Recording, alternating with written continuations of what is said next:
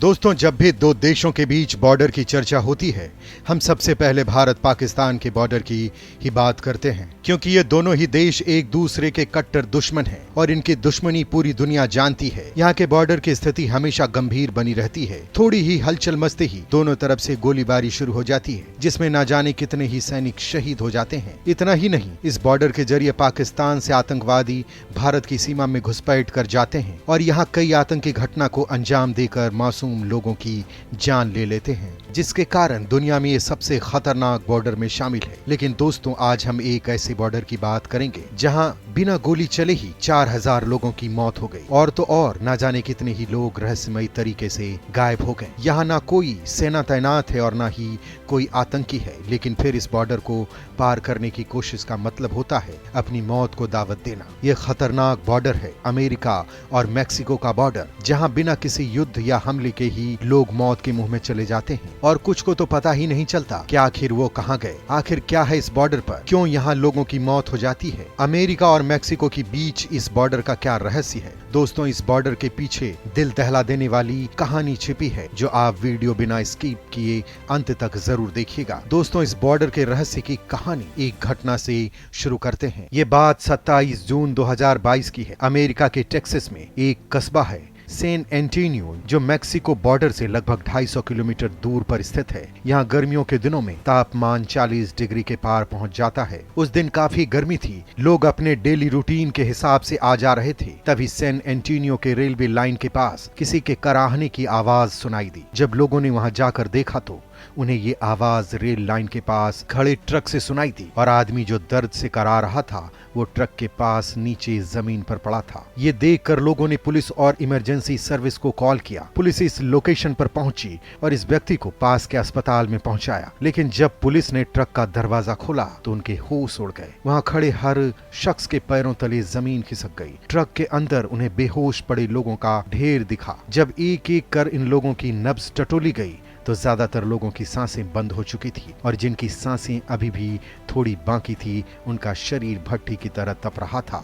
इस दिल दहला देने वाली घटना में जब लाशों की गिनती की गई तो उनकी संख्या करीब 46 थी। वहाँ 16 लोग ऐसे थे जो मौत की दहलीज पर खड़े थे। यहाँ सबसे हैरान करने वाली बात ये थी कि इस ट्रक का ड्राइवर भी वहाँ नहीं था, वो शायद भाग गया था। अब सवाल खड़ा होता है कि ट्रक में इतनी सारी लाशें कहां से आई, इनकी मौत कैसे हुई और इसका अमेरिका मैक्सिको के बॉर्डर से क्या ताल्लुक है। दोस्तों, इन सब को जानने से पहले आप अमेरिका और मैक्सिको का मैप देखिए। अमेरिका के नीचे मैक्सिको स्थित है। मैक्सिको और साउथ अमेरिका के बीच के इलाके को सेंट्रल अमेरिका कहा जाता है। सेंट्रल अमेरिका में मुख्य तौर पर 7 देश आते हैं, जिसमें Belize, Costa Rica, El Salvador, Guatemala, Honduras, Nicaragua और पनामा। सेंट्रल अमेरिका का इतिहास और भूगोल तय करने में यूरोप के औपनिवेशिक शासकों का निर्णायक दखल रहा। औपनिवेशिक शासन का मतलब इन देशों में मूल निवासियों का पर्याप्त शोषण करना है, यानी कि यहाँ लोग 2 भागों में बंट गए। संपत्ति का असमान बंटवारा हुआ, वफादारों के हिस्से में यश आया और जो सत्ता के करीब नहीं थे उन्हें हाशिए पर छोड़ दिया गया, जिसके कारण दोनों वर्गों के बीच संघर्ष छिड़ गया। 19वीं सदी के शुरुआती सालों में सेंट्रल अमेरिका के देश आजाद होने लगे थे। शासन अपने लोगों के हाथों में आ गया था, लेकिन वहां के नागरिकों को उसका बहुत फायदा नहीं मिल रहा था, क्योंकि यहाँ बुनियादी सुविधाओं की कमी थी, जिसके कारण दूसरी तरफ 19वीं सदी के अंतिम में कोस्टा रिका में रेल लाइन बिछाई जा रही थी। स्थानीय सरकारों ने अमेरिका और यूरोप की कंपनियों को ठेके पर बुलाया। इसी दौरान कोस्टा रिका में पटरियों के आसपास केले की खेती शुरू हुई। उस समय केला यूरोप और अमेरिका के लिए लग्जरी वाला फल था। 1899 में यूनाइटेड फ्रूट कंपनी की स्थापना हुई। बाद में इस कंपनी का केले के बिजनेस पर एकाधिकार हो गया और उसके बाद उन देशों की सरकारों पर भी उसका हुक्म चलने लगा। United fruit and central America में सरकार बनाने बिगाड़ने का खेल शुरू कर दिया। वहीं इस कंपनी के हित अमेरिका की सरकार से जुड़े हुए थे। इसी वजह से अमेरिका ने पहले अप्रत्यक्ष और बाद में प्रत्यक्ष हस्तक्षेप करना शुरू कर दिया। दूसरे विश्व युद्ध के बाद कोल्ड वॉर शुरू हुआ। अमेरिका अपने पड़ोस में में कम्युनिस्ट सरकार को स्वीकार नहीं कर सकता था, इस वजह से उसका दखल बढ़ने लगा। वहीं सेंट्रल अमेरिका में तख्तापलट, सैन्य तानाशाही और सिविल वॉर का एक पैटर्न तैयार होने लगा। इन देशों में राजनीतिक स्थिरता नहीं थी, जिससे देश के हालात बिगड़ने लगे। लोगों को अपने भविष्य की चिंता होने लगी। वहीं सरकार सिर्फ अपनी कुर्सी बचाने की कोशिश में जुटी रहती थी। इसकी वजह से लोगों का पलायन शुरू हुआ। लेकिन यहाँ भी सवाल खड़ा था, कहाँ जाएं? एक रास्ता नीचे यानी साउथ अमेरिका की तरफ था, लेकिन अमेरिका ने साउथ अमेरिका में भी अस्थिरता फैला रखी थी। ऐसे में सेंट्रल अमेरिका के नागरिकों के लिए सबसे सही मंजिल अमेरिका था। अमेरिका में लोगों के पलायन की तत्काल वजह बनी और इसके बाद से सिलसिला चलता ही गया, जो आज तक जारी है। धीरे धीरे अमेरिका की दखल अंदाजी कम होने लगी, लेकिन साउथ और सेंट्रल अमेरिका में समस्याएं बरकरार रही, बस उनका स्वरूप बदल गया। आज के समय में तानाशाही, क्लाइमेट चेंज ने पलायन को हवा दी है। लेकिन दोस्तों, इन सब के बीच एक ऐसा गैंग भी सामने आया जो इन शरणार्थियों के पलायन की वजह बना, और मौत की भी। इस गैंग का नाम है MS-13, जिसका पूरा नाम मारा सल्वा त्रुचा 13। इसका हिंदी में मतलब होता है S फॉर सल्वा। ये नाम अल सल्वाडोर से उठाया गया है। त्रुचा का अर्थ होता है चौकन्ने नौजवान, और 13 अंग्रेजी अल्फाबेट में M की संख्या थी। जब अल सल्वाडोर में 1989 में सिविल वॉर शुरू हुआ था, तो ये साल 1992 तक चला। शुरुआती सालों में बड़ी संख्या में नौजवान अपने देश छोड़कर अमेरिका पहुंच रहे थे। इन्हीं लोगों ने 1980 में लॉस एंजलिस में MS-13 की स्थापना की। MS-13 ने बर्बरता के जरिए अपनी पहचान कायम की। उन्होंने मैक्सिकन गैंग्स के इलाकों पर कब्जा करना शुरू किया, जो धीरे धीरे पूरे देश में फैल गए।